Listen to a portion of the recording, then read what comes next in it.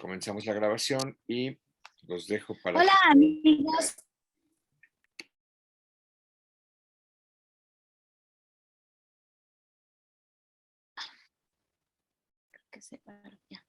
Hola viajeros de Atando Libros. El día de hoy estamos con Imanol Canellada por segunda vez. Bienvenido a Atando Libros y como siempre el Fondo de Cultura Económica que siempre nos brinda este espacio para poder platicar con sus autores. Bienvenido por segunda vez, Imanol.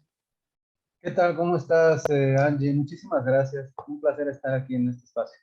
Muchas gracias. Y bueno, iniciamos esta charla con este segundo libro, Itinerario del Abismo, que es un conjunto de cuentos que, ay mamá, están brutales.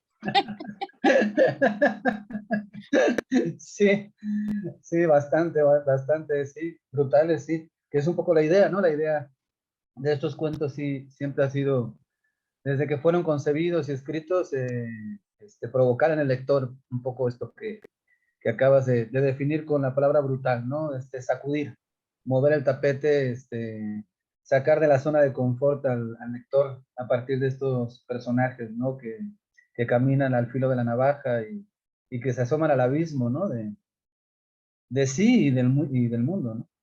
Claro, narrador y periodista español, y por ahí leí que Stalin, el cuento La nariz roja de Stalin, tuvo un premio en el 2015. ¿Esto se podría decir que es un compendio de tus trabajos o integraste este cuento a esta selección? Bueno, primero aclarar que sí, bueno, soy nacido en España, pero realmente tengo 30 y tantos años en México, realmente me asumo como autor mexicano y como periodista que pues, ha desarrollado todo su trabajo en México, ¿no? No me ubico como español. Y de lo otro, no solamente ese cuento, los 12 cuentos pertenecen a diferentes libros anteriores, libros de cuentos, tres específicamente, tres libros de cuentos anteriores a que habían salido en ediciones muy regionales, con muy poca distribución, muy poco tiraje, algunos de ellos productos de premios y ediciones institucionales que ofrecen los premios, ¿no? Entonces, esto fue como una selección de entre esos tres libros de cuentos, de los 12 cuentos más, pues mejores probablemente, ¿no? O los que consideramos mejores, la editora y yo, para hacer este itinerario del abismo, ¿no? Entonces, sí, es como una especie de antología de cuentos, una selección de cuentos que ya habían salido publicados en algunos lugares, ¿no? O en libros anteriores o en revistas, etcétera.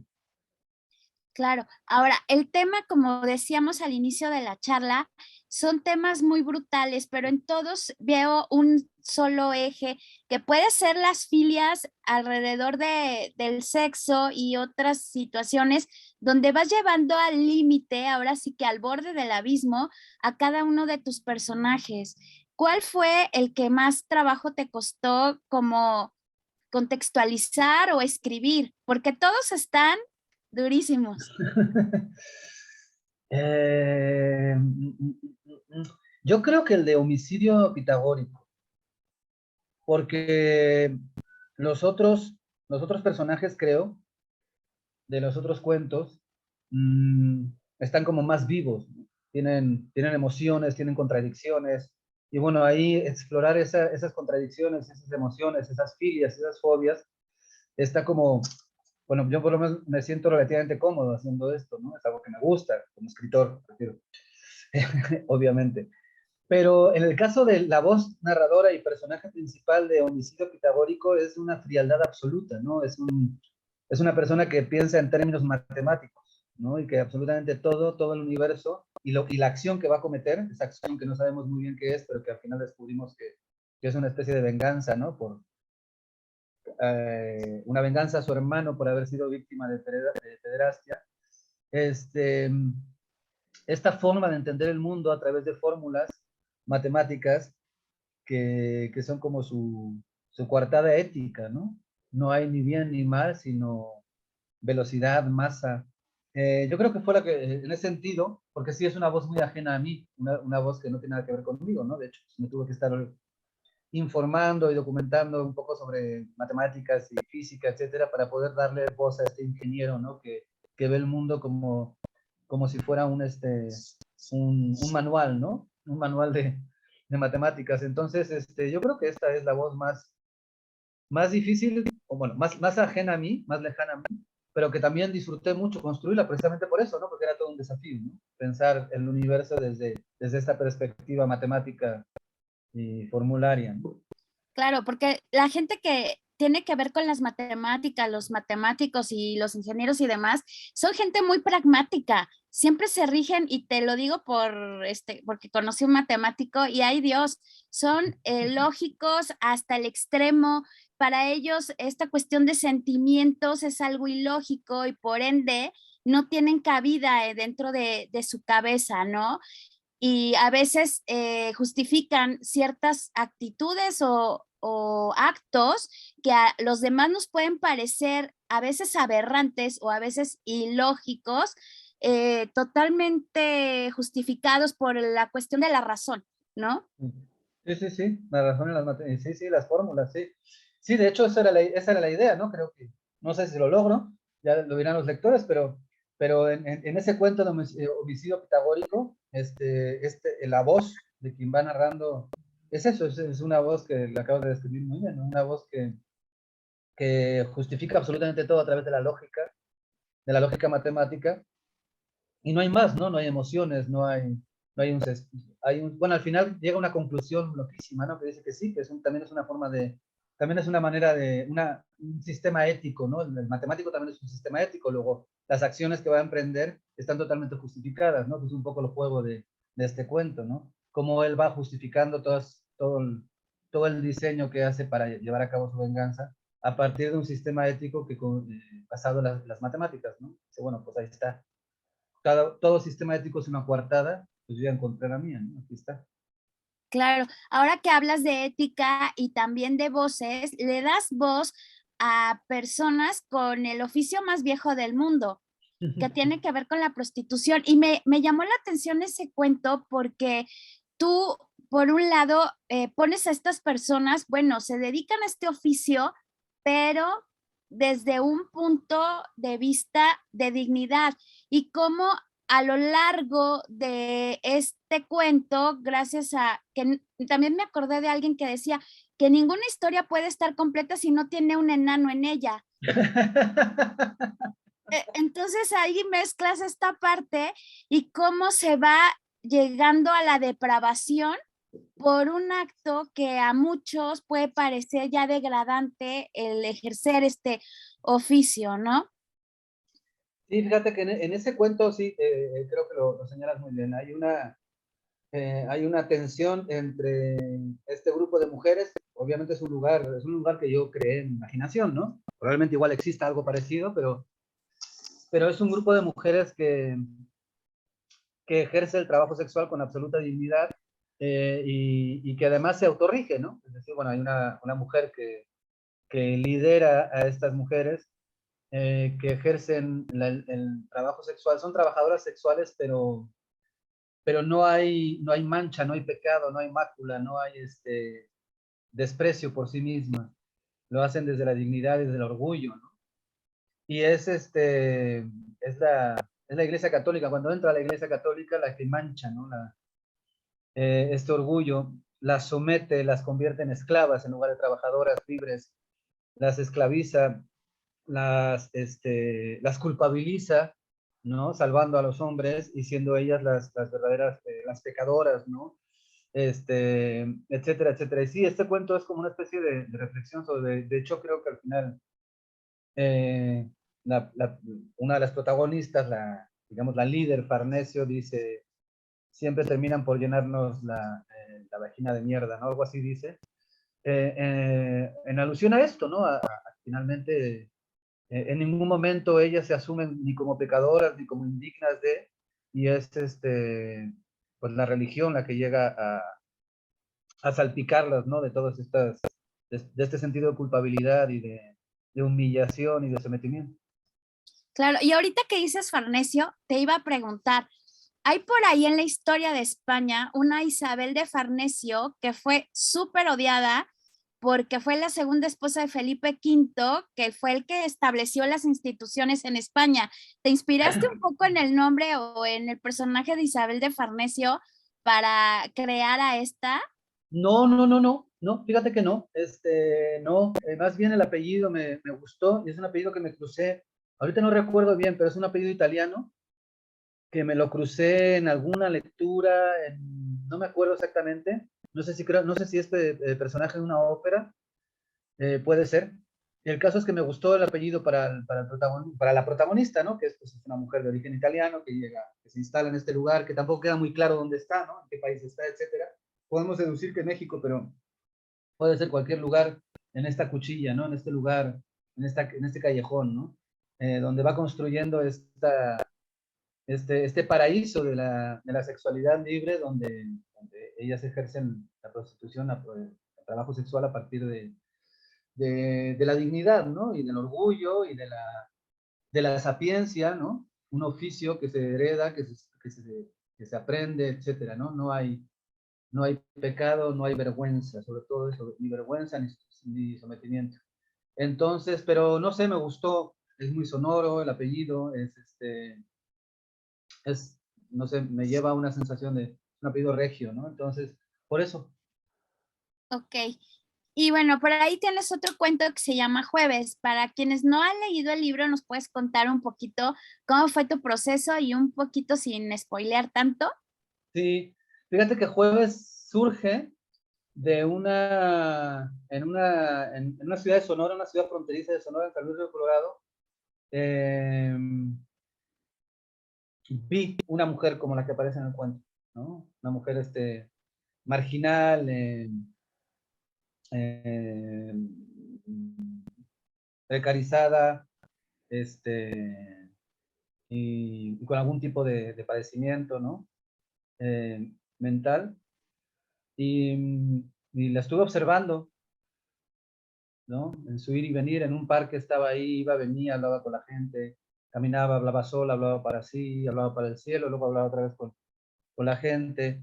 Y de observarla, estar observando un rato largo, surgió no la idea así de golpe, pero sí de pronto tuve la sensación de que ahí podía haber un cuento, ¿no? Como dice Cortázar, ¿no? Que te cruzas con algo y de pronto dices, ahí hay un cuento. Bueno, pues así fue. De pronto dije, aquí puede haber un cuento, ¿no? Entonces, a partir de la imagen de esta mujer, va, voy hilando todo lo que rodea a esta mujer, ¿no? Y entonces, bueno, aparece Constancio, ¿no? Este prefecto de una escuela privada de juniors malcriados y prepotentes, un colegio de mis reyes, y este prefecto, ¿no? Que observa sin intervenir la violencia que ejercen estos juniors contra la mujer, esta mujer marginal, excluida, ¿no? Este cuerpo prescindible y violentable porque pues no existe Claro. para la sociedad. Y entonces, y a partir de la idea del rescate, entre comillas, ¿no? Y creo que ese es el cuento principalmente gira en torno a esta idea, ¿no? De cómo este hombre cincuentón, que tiene un trabajo aburrido, una vida tremendamente rutinaria, aburrida, de pronto encuentra en la salvación de esta mujer la posibilidad de cambiar su propia vida, pero vamos viendo cómo esa salvación es otra cosa, ¿no? Realmente no es una salvación, bueno, para no spoilear, pero se va transformando en otra cosa, este acto, ¿no? Este acto de aparentemente bondadoso de rescate de esta mujer. Claro. Ahora, duda, ¿este hombre era seglar o era vinculado a la iglesia? Porque por ahí lo mencionas en la parte del cuento. Fue sacerdote y renunció y cuelga los hábitos, ¿no? Entonces, pero tiene todos estos estigmas, estos sellos, estos traumas que implica la vida religiosa. Pues es una vida, digo, los he conocido de cerca y la verdad es que están todos bastante traumatizados. Imposible no estarlo, ¿no? con el tipo de vida que llevan. Entonces, sí carga todos estos estigmas, ¿no? Sobre todo en lo que tiene que ver con la idea de la mujer y con la idea del sexo, ¿no? La sexualidad y la mujer y el cuerpo de la mujer es algo, independientemente de que cuelga los hábitos en su momento y deja de ser sacerdote, todo ese aprendizaje y esa enseñanza, sí lo marcan y establece y es determinante para la relación que establece con esta mujer que en principio rescata de la calle, ¿no? Y la salva la salva de la degradación, ¿no? Y de la marginalidad. Un salvar bastante cuestionable, ¿no? Claro, En lo que se va convirtiendo, ¿no? A medida que claro. pasan los días. Ujú. Ahí planteas muy claro, ¿no? Esta doble moral entre este juego mañoso de la religión, la salvación, pero también satisfacer deseos. Hay una escena, hay que decirlo para los que vayan a leerlo, sí hay una escena muy cruenta, o sea, muy brutal, pero eso también te habla un poco de cómo de repente en estas escuelas donde yo iba en escuela religiosa, de repente sí es con un lado la Biblia y con el otro el mazo, ¿no? Es esta cuestión maniquea, ¿no? Y la planteas muy bien en esta escena que a mí la verdad sí me sacudió un poco y que bueno, los que estén leyendo el libro pues ya nos comentarán ahí qué les pareció, pero sí creo que planteas muy bien toda esta parte de todo justifica al cabo esta persona, creo que es un poco el razonamiento de estos chicos, al cabo esta mujer no tiene voz, no tiene conciencia, tiene una pérdida ahora sí que de la realidad y pues todo se vale, ¿no? En función de este poder y la posición social y el estar, pues está a mano, ¿no? Entonces creo que sí, este cuento fue uno de los que a mí personalmente me sacudió un poco más por estas cuestiones que pues de repente uno ve reflejadas, ¿no? En la educación en México privada y en algunas cuestiones que tienen que ver con qué tan perdido está la persona que no está consciente de su realidad o nosotros somos los que estamos más perdidos, ¿no? Por ser conscientes y hacer estos actos en contra de otro. Sí, es una violencia que se ejerce desde la impunidad, ¿no? Sabemos que en México pertenecer a determinada clase social ya es un grado de impunidad. Por cómo está establecido, ¿no? Los sistemas de justicia, por cómo está establecida la sociedad misma, pertenecer a la clase alta es ya, tienes una ventaja y puedes actuar sin ningún tipo de límite, ¿no? Entonces, bueno, si estos cachorros de la clase alta que aparecen fugazmente en este cuento, ¿no? Violentando a esta mujer, estos cachorros de la clase alta pues han sido educados en esta impunidad, ¿no? Y en el derecho de absolutamente todo, tengo todos los derechos, no tengo ningún deber, ¿no? No tengo ninguna responsabilidad con el entorno porque el entorno me pertenece, porque soy el dueño del mundo, ¿no? Entonces, bueno, esta mujer precarizada, racializada, considerada enferma, tiene todos los ingredientes para que sea alguien desechable en manos de estos dos cachorros del dinero que tienen la absoluta la patente de corso, ¿no? De hacer y deshacer, de violar, de matar, de torturar, sin que haya absolutamente ninguna consecuencia. Ellos saben, son conscientes, ¿no? De que no hay consecuencias. Y este juego también se me hace muy interesante, ¿no? Es decir, quién y cómo nos ponemos los límites, ¿no? Ante la posibilidad de la violencia, de ejercer cualquier tipo de violencia cuando se nos presenta estas posibilidades. Por eso también el cuento tiene también este juego perverso, porque el otro, es decir, el prefecto, que es testigo, que está ahí, que silencia y que luego tiene como una especie de arrebato y, y trata de rescatar a esta mujer de la calle, etcétera, también está ejerciendo una forma de violencia, ¿no? Diferente y disfrazada, ¿no? Disfrazada de piedad y de asistencialismo y de conmiseración, etcétera, pero eso también es una forma de violencia. Entonces, es ¿qué nos puede, cuando estamos ante una situación así, cuando estamos ante un cuerpo que es totalmente prescindible, que no existe en términos jurídicos ni sociales, porque no existe alguien de la calle, alguien precarizado, alguien marginado y marginal, ¿qué nos limita para ejercer cualquier tipo de violencia, ¿no? Cualquier tipo de brutalidad? ¿Qué límites hay, ¿no? Si estos cuerpos no existen. Y por desgracia en México son muchísimos los cuerpos invisibles que no existen, a los que se les puede ejercer violencia. Todas las comunidades originarias, por ejemplo, que sistemáticamente sufren se sufren violencia y se ejercen diferentes formas de violencia contra ellos, violencia política, violencia institucional, violencia médica, cultural, y siempre la impunidad, porque no pertenecen a, o sea, no existen, no están registrados como cuerpos que hay que respetar jurídicamente. Y entonces, bueno, esto es yo creo que ese punto principalmente atraviesa esto. Claro, estas reflexiones. Y ahorita, bueno, también hay otro cuento que se llama white trash, este término que se utiliza pues para los supremacistas blancos y todo este rollo. ¿Por qué se te ocurre escribir este libro, digo, este cuento? Este cuento surge, bueno, este cuento surge de mis experiencias en la frontera, ¿no? Es un pueblo inventado en la frontera, pero que tiene sus equivalentes en la realidad, que puede ser San Luis Río Colorado, que puede ser Nogales, en Sonora, no sé, Sonoita, aunque tiene un nombre que yo inventé. Y bueno, primero la idea, esta idea que menciono en el cuento, ¿no? Las láminas que se utilizaron en la guerra de Irak para que aterrizaran los aviones en el desierto y que luego se reutilizan para levantar un muro entre los dos países, ¿no?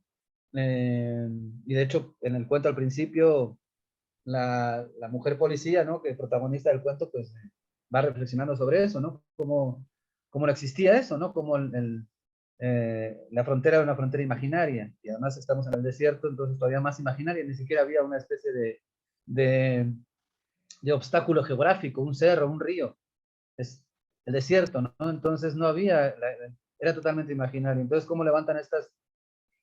A mí se me hizo muy violento, ¿no? Cuando yo conocí esos muros que se van levantando desde Tijuana y atraviesan Baja California, Sonora, con las láminas y esto es real, con las láminas que se utilizaron, unas láminas de acero que se ponían en el desierto de Irak para que los aviones del ejército estadounidense aterrizaran, me impactó muchísimo. Me impactó mucho por la violencia que implica, ¿no? O sea, la violencia del muro en sí, ¿no? La división, pero además reutilizar algo que había sido utilizado en una guerra también brutal, ¿no? En una invasión totalmente injustificada por parte de Estados Unidos, motivada por la codicia del petróleo, ¿no? Entonces, todo esto así como que me inquietaba mucho. Yo veía ese muro y me inquietaba mucho, y esta idea de que algún día tengo que contar una historia en torno a esto, ¿no? Y luego conocer del lado de Estados Unidos, específicamente en Yuma, eh, estos barrios de white trash, ¿no? O sea, de la basura blanca, ¿no? Los blancos precarizados, los blancos que son, que viven de la asistencia social, que viven de hacer trabajos que nadie quiere hacer, etcétera, ¿no? Y que a pesar de ser blancos, están también condenados, ¿no? Exactamente igual que los latinos que cruzan de ilegales, o que los afrodescendientes, etcétera, ¿no? Cómo también la clase determina y condena y excluye y te orilla al rencor, ¿no? Y a la violencia, y cómo se van forjando estos rencores. Y por eso el final del cuento, no me gustaría develarlo, pero el final del cuento tiene que ver esto, ¿no? Cuando se ven a los ojos y de alguna manera se reconocen en las mismas opresiones, ¿no? Independientemente de que una es mexicana y el otro puede ser un blanco americano protestante, se reconocen porque están atravesados por las mismas opresiones, ¿no? Que tienen que ver con la clase, ¿no? Claro. No tanto con la raza, sino con la clase, y cómo los rencores que se van construyendo son rencores totalmente ajenos y gratuitos a la condición de estos personajes, ¿no? Sino que están construidos desde arriba por intereses claramente económicos y políticos, ¿no? Estos discursos de odio que van alimentando a estos white trash, ¿no? Que es un término estadounidense, gringo, ¿no? Inglés. Ellos así se refieren a esta clase social marginada y golpeada por una economía que no, que es una economía brutal, ¿no? Porque deja fuera de la carrera a mucha gente, y esa gente queda totalmente en la indefensión. Entonces, el cuento iba por ahí, cómo los discursos de odio se van construyendo desde lugares que tienen intereses económicos y políticos muy concretos, pero son adoptados por la gente desde el rencor y la desesperación, ¿no? Claro, ¿cómo se justifica? Porque en realidad, pues la parte fronteriza, pues es una situación complicadísima, ¿no? Yo fui a Tijuana un tiempo y hasta la misma gente te dice, no te acerques al border, ¿no? Aunque hay lámparas gigantes y parece de día, el ambiente, las situaciones, como que todo ese campo es propicio de un lado y de otro para generar esta parte de encono, de injusticia, ¿no? Decían por ahí que los white trash o esta gente no alcanza todavía ni a entrar en la estadística ni en la gráfica de los pobres, o sea, de los más pobres de los pobres, salen afuera de la estadística y de esta tabla, ¿no? Que muchas veces se menciona de pobreza. Entonces, sí, como tú dices, son sentimientos que se van abonando por estas cuestiones de un lado y de otro, de no hay esperanza, no tengo un futuro, no tengo ni lo mínimo para vivir. Y pues obviamente la única forma como de subsistencia es crear esta cuestión de odio, ¿no? A un lado y a otro Sí, de la por supuesto. frontera, ¿no?